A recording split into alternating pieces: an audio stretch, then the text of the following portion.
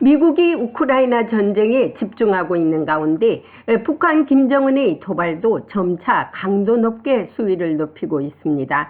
미 국무성 프라이스 대변인은 오늘 국무성 브리핑에서 북한이 NLL 북방 한계선을 침범하면서 포사격을 도발한 데 대한 본 기자의 질문에 미국은 한반도의 완전한 비핵화 목표를 달성하기 위해 한국, 일본 등 동맹국과 긴밀히 협력해 나갈 것이라는 입장을 분명히 밝혔습니다. 또한 존 볼턴 전 국가안보보좌관이 최근 대화와 제재로 북한 핵 문제 포기가 어렵다면서 북한 김정은 정권을 바꿔야 한다는 말에 바이든 행정부는 이에 대해 어떻게 하고 있느냐는 본 기자의 질문에는 외교와 대화가 북한이 제기한 문제를 해결하기 위한 가장 효과적인 수단이라고 말했습니다.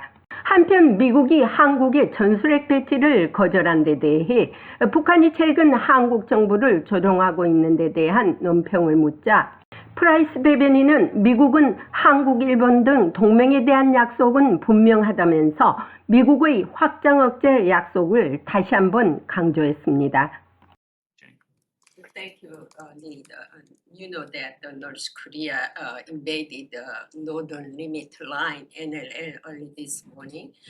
Also regarding former 아시다시피 북한이 오늘 아침 일찍 NLL 북방 한계선을 침공한 것을 알 것입니다. 또한 볼턴 전 국가안보보좌관은 최근 미국이 외교와 제재를 통해 북한 핵무기를 포기시킬 수 없다고 말했습니다. 따라서 또한 다른 대안으로 북한 체제를 바꿔야 한다고 말했습니다. 이에 대해 바이든 행정부는 김정은 체제를 바꾸기 위해 현재 무엇을 하고 있다고 보십니까? Those are the words of a private citizen. 그것은 민간인의 말로서 그들은 그렇게 다뤄야 합니다. 우리는 이번 행정부의 정책이 이전 행정부의 정책과 유사하다는 점은 외교와 대화가 북한이 제기한 문제를 해결하는 가장 효과적인 수단이라는 점을 분명히 했습니다.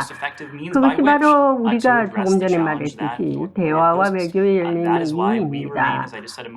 우리는 북한에 대해 어떠한 적대적 의도도 품지 않고 우리는 한반도의 완전한 비핵화라는 핵심 목표를 달성하기 위해 실질적인 대화를 하고자 합니다. 북한은 미국이 한국의 전술핵 배치를 부정하는 것을 거부한 한국 정부를 조롱하고 있습니다. 이것을 어떻게 분석할 수 있습니까? 일본을 포함한 한국을 포함한 동맹국의 안보에 대한 우리의 약속은 굳건합니다. 그 약속은 신성합니다.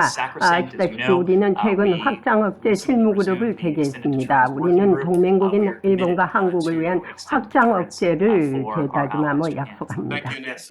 대화와 외교로서 북한에 대한 완전한 비핵화 문제를 풀어야겠다는 미국의 입장은 변함이 없지만 문제는 북한이 대화를 거부하고 군사적인 선택을 하고 있기 때문에 미국도 다른 선택지를 택해야 하지 않느냐는 전문가들의 지배적인 입장입니다.